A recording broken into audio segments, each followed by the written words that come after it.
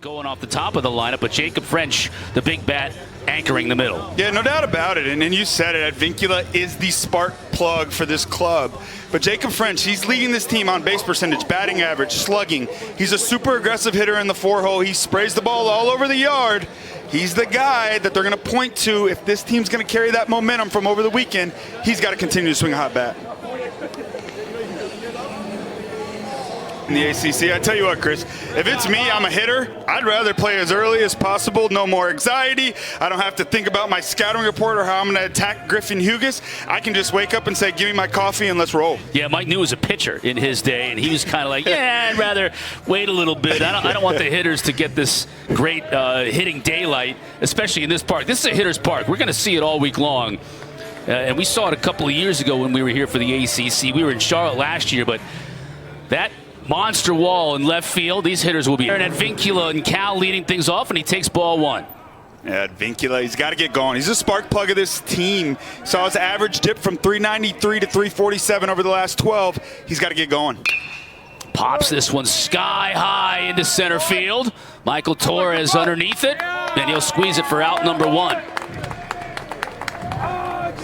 Devin, when we're playing a game, we just so rarely see a game, and you can see the shadows and the sunshine at Durham Bulls Athletic Park. You just don't play 9 a.m. games very often, so advantage. Will step to the plate, and he takes strike one.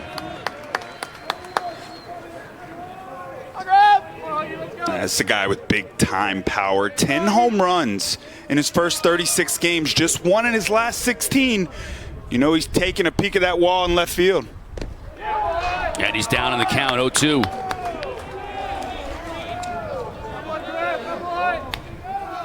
Yes, you did.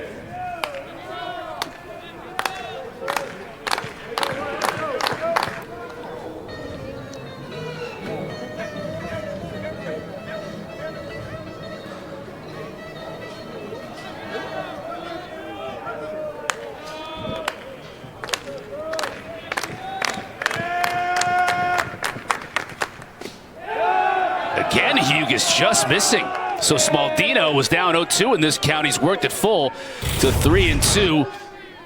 And Tim Rosso he's setting his strike zone here early. Man, no doubt about it. Yeah, not giving things on the inner half of the plate. Gonzalez, it's Renzo Gonzalez on the throw. And the Canes will come up to bat after putting a 0 on the board at the top of the first. The slugging numbers weren't there early. 13 of his last 15, 435. Again, blowing the fastball by him. So 2 fastballs to start this game from De La Torre.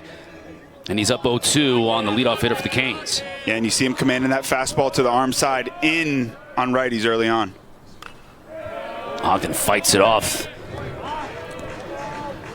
The athlete, the size of this athlete is kind of like Ryan Zimmerman, who played for the Nats for a while. He's a big infielder. He skies this one out of play down the right field line, but I mean, he is an impressive.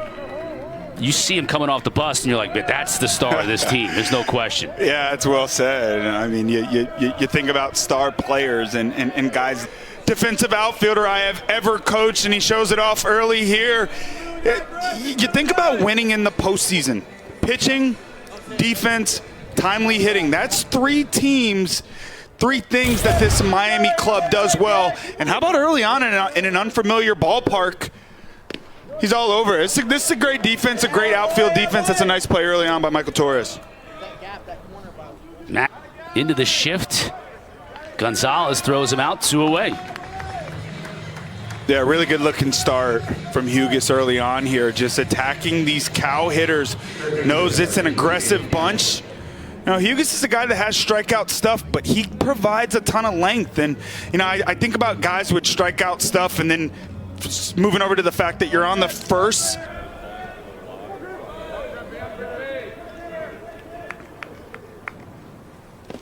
In the dirt, blocked by Smith. That'll keep Campbell over at first.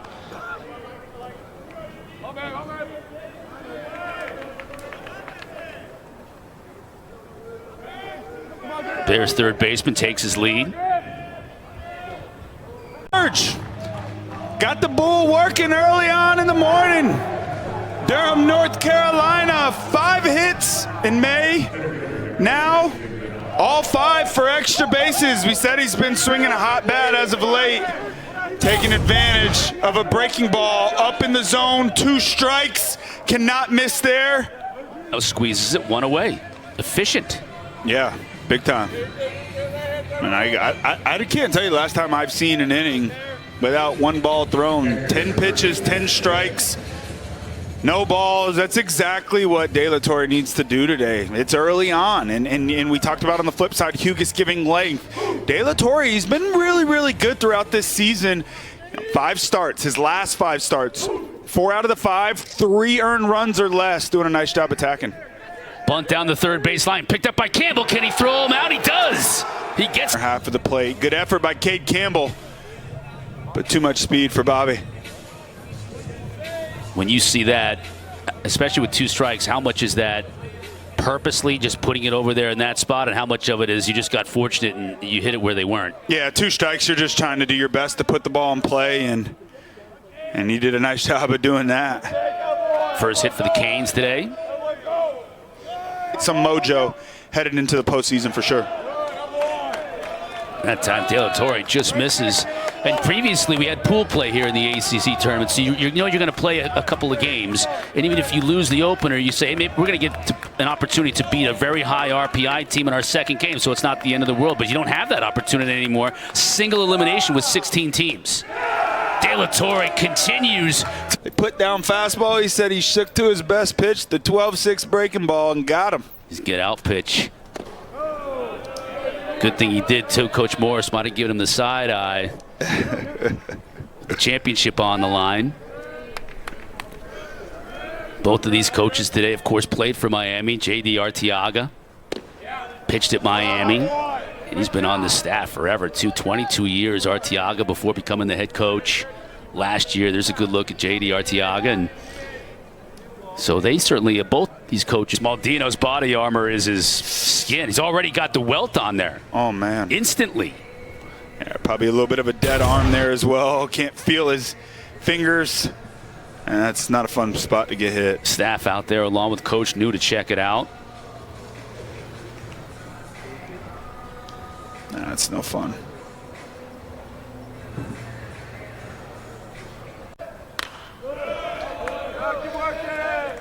Above the zone they go. French is able to foul it off.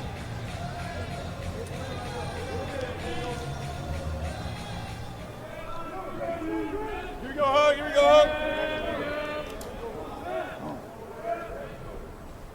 Hug. Outside with the curveball.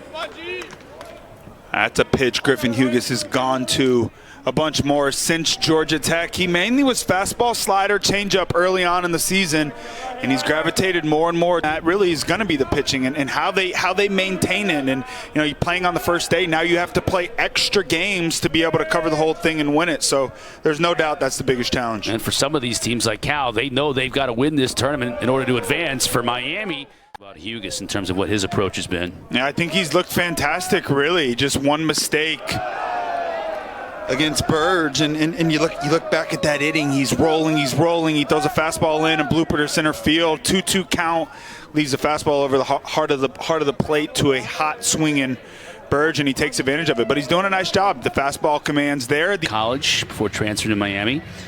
Big senior, 6'5", 225. Yeah, low arm slot, low 90s sinker, big-time ground ball guy. He'll mix in a cutter, slider, a changeup as well to left-handed hitters. He's a guy with really good stuff. He's been one of the most high-leverage arms out of this bullpen and really been great for the bulk of the year. He struggled against left-handed hitting, and we have a left-hander in Alex Burge coming up to the plate, but he's looking to work down in the zone here, try to get a rollover, steal a ground ball. Max Handren led off this inning, drew a corner, 2-2. Yeah, there it is. That's when Carson Fisher is at his best. The fastball to the arm side, down in the zone, away to left-handed hitters, into right-handed hitters. Good shot there. What's that look like? It's going to be over the plate? No, it's not. I got to stop my swing. Oh, and it was no fun on the black. Burge gets a piece of it. Seeing guys like this throw, CC gives me that plate. 2-run home run last at bat. Miami trying to find some momentum late in the season, headed into regionals. First and second, no outs. Lefty at the dish with the sinker baller on the mound. Big time at bat.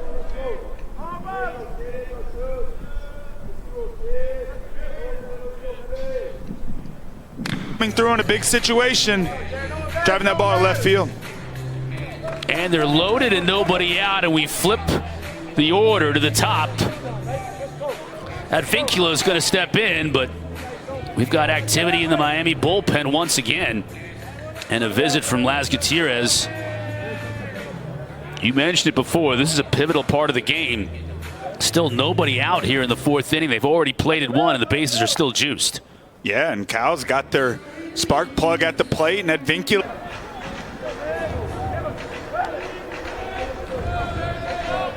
Carson Fisher going for the strikeout here. Sliders. Ball one.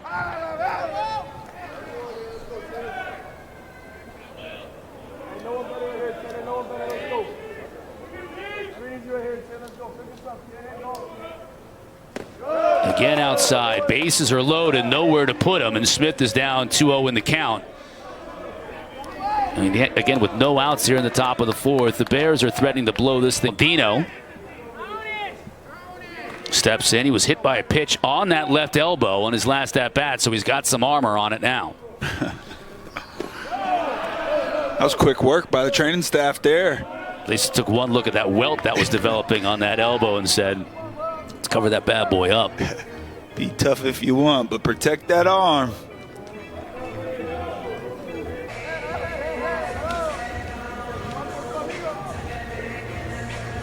Got to put a stop to it here, Devin. I mean, as we've talked about already in this inning, they've gone station to station for the most part, but they've forged a 6-run lead here, and they're threatening to blow this thing wide open. Yeah, you really got to credit Cal. I mean, Miami is not up there throwing non-competitive pitches, and they've really made a lot of quality pitches, but Cal laying off.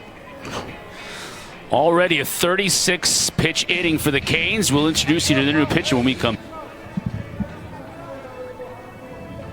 From Oregon, that's about as long of a trip from Oregon to Miami as you can make, isn't it? No doubt. That handcuffed French. Man, that hit him? On the swing? Oh, boy. No. That's a nasty pitch right there, a little cutter. I think Miami's still yet to record an out.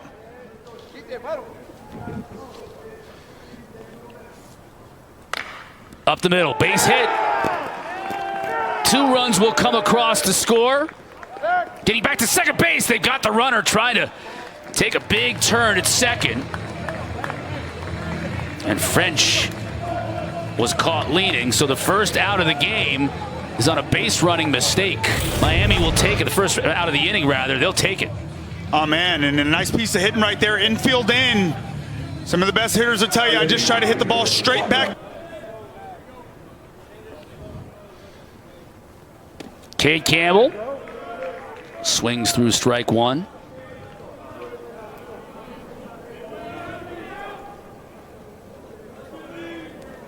We're going to talk to JT Arteaga in the next half of the inning with the shake of the head.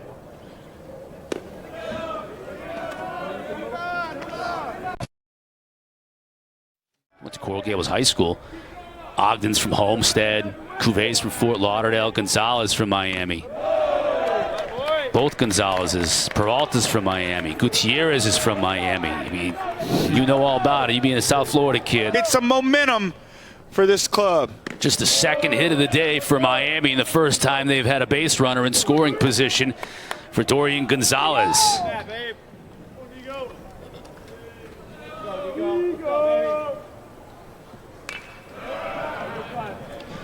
Fouls it back, a ball and a strike.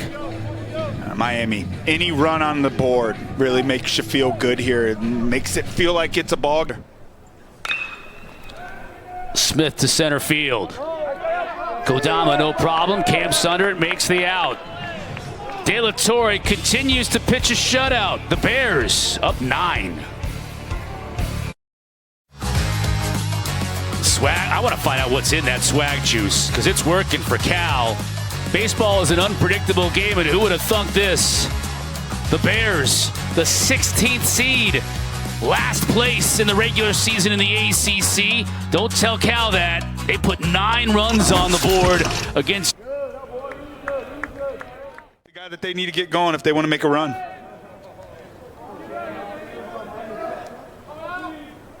And he goes. First pitch. Steals second base easily. So with 2 outs. In the postseason, you just play the game. Given a stolen base.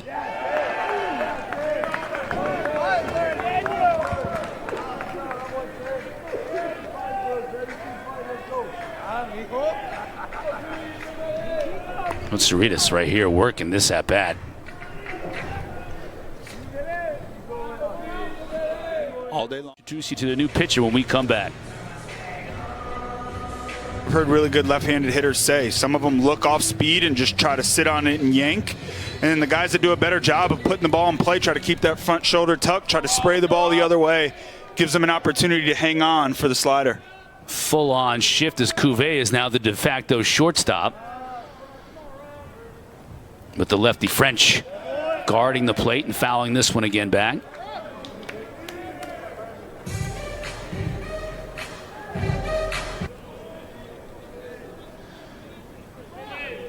You mentioned Max Handren, the lefty, is on deck.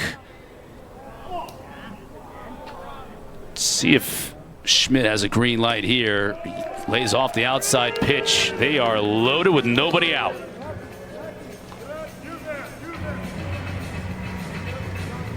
And there's plenty of action in the Miami bullpen, as there has been all morning long. This time. Cade Campbell grounding into 3 double plays this year. Looking for something up in the zone. Rob Evans trying to work down, get a ground ball. In the dirt, blocked nicely by Smith.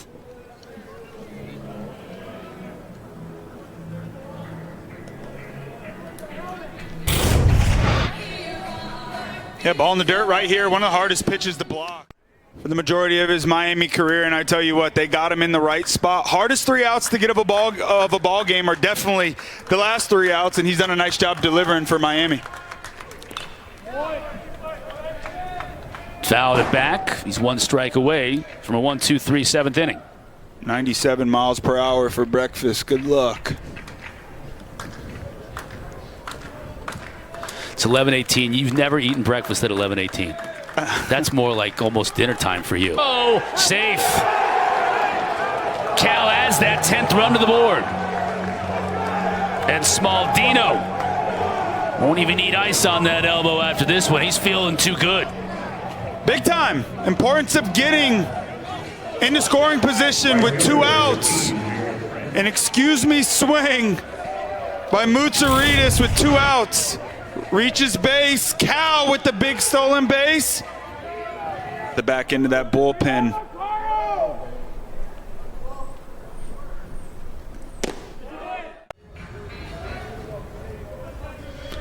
Got a Carolina fan back there in the stands. You see him back there? He's just chilling. Got no worry today. Doesn't have to worry about winning or losing. He's just watching some baseball on a beautiful day. Thought he'd represent anyways. Man, Carolina's deep. That pitching staff is no joke. Starting pitching, incredibly deep bullpen. When you're hot, you're hot. Fastball up, out, over the plate. And he says, no problem. I like that wall out in left field. Let's see what I got. Shoots it over it. It's just a beautiful piece of hitting.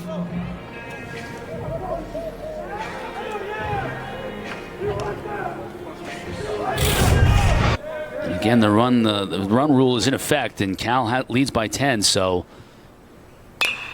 Coach Arteaga hoping to get out of here without any more damage and put at least 1 on the board in the bottom half of the 8th. And Vincula, the leadoff hitter, fouls off the first pitch. Kodama takes his lead off at first.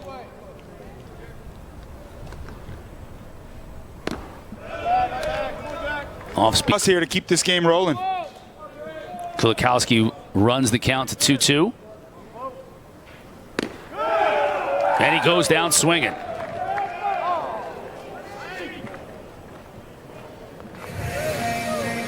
Alex Burge's throw, as he tried to go around the horn, ends up in right field. About the only thing he's done wrong all day long. You got that right. You got that right. There's that slider again from Foley. It looked like his right foot came back down on it, but this is definitely going to give us our answer. If you check out this next, you let this roll a bit. And no, that one did no. not. Right foot missed it. Wow. So the left foot came off to make the catch. That's close, but I think that foot's off. And then the right foot does not come down on the bag from that angle we saw. Whether I agree with it or not, I'm guessing that's what their decision was based on. For sure, for sure. If I'm a Miami fan, I tell you what, I'm not too happy with the call that was on the field, but it is what it is. We move on. So Ogden stands at second after reaching on a fielder's choice and then advancing to second on a throwing error. And I mean, we didn't quite have the season we wanted, but we got all the chance in the world to prove it here and send some guys home. So very fun. Hey, your catcher, Alex Burge, your battery mate. How about his offensive performance today? And what's it been like working with him throughout the year? Yeah, he's a leader in the dugout, behind the plate. He's great to work with. He's an absolute dog. And offensively today, I mean, homers come in bunches for him, and he really proved that today. You know, we talked to Coach New before the game.